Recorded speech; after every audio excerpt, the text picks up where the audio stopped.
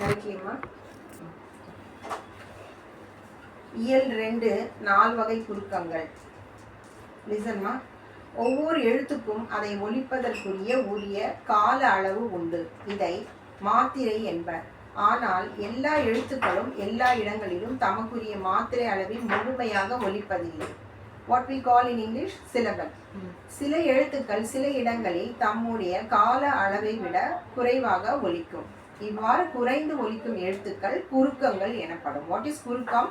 It will be sounding less than the actual thing. So it will be sounding less. That is known as குறுக்கம். Okay.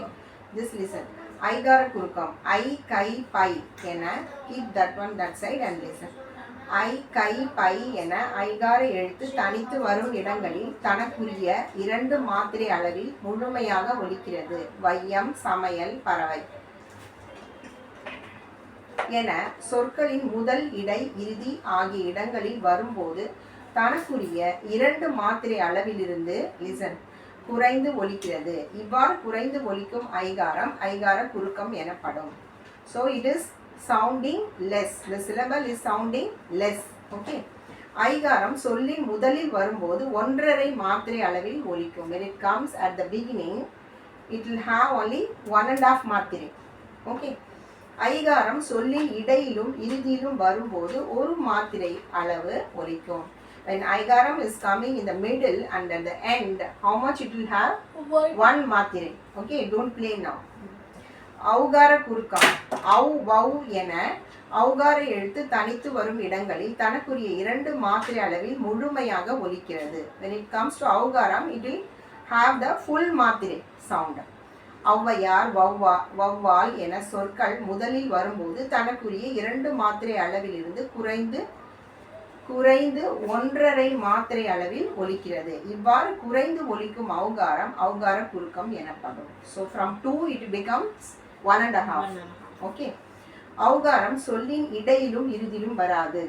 ஔகாரம் சொல்லின் இடையிலும் இறுதியிலும். It won't come in the middle or in the end. It will only come at the beginning. மகர குறுக்கம். அம்மா, பாடம் படித்தான் ஆகிய சொற்களில் மகர மெய்யெழுத்து தனக்குரிய அரை மாத்திரை அளவில் முழுமையாக ஒலிக்கிறது. See these words. அம்மா, பாடம் படித்தான். In these words what happens? The மகர மெய்யெழுத்து. மகர மெய்யெழுத்து is what? Him, then in. Okay. In this what happens? தனக்குரிய அரை மாத்திரை அளவில் முழுமையாக ஒலிக்கிறது. அரை மாத்திரை தான் இருக்கு, ஆனா முழுசா ஒலிக்குது. ஓகே. அம்மா, பாடம்.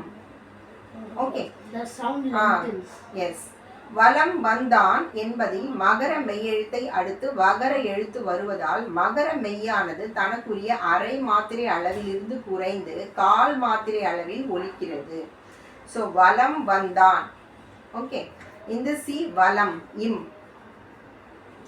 So what happens after the magara மெய்யெழுத்து? The word is coming and what happens? தனக்குரிய அரை மாத்திரை அளவிலிருந்து குறைந்து 1/4 மாத்திரை அளவில் ஒலிக்கிறது. That half becomes quarter.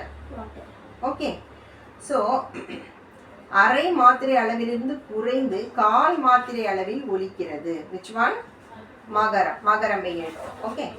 So போலும் என்னும் சொல்லை போன் என்றும் மருளும் என்னும் சொல்லை மருண் என்றும் செய்யுளில் ஓசை சீர்மைக்காக பயன்படுத்தினர். இச்சொற்களில் மகர மெய்யானது இன் ஆகிய எழுத்துக்களை அடுத்து வருவதால் தனக்குரிய அரை மாத்திரை அளவில் இருந்து குறைந்து 1/4 மாத்திரை அளவில் ஒலிக்கிறது. இவ்வாறு குறைந்து ஒலிக்கும் மகரம் மகர குறுக்கம் எனப்படும். போலும்னு ஒரு வார்த்தை இருக்கு. அந்த போலும்ன்ற வார்த்தை என்ன பண்ணுவாங்க? போன்ம். That means that போலும் becomes போன்ம். போன்ம். Okay.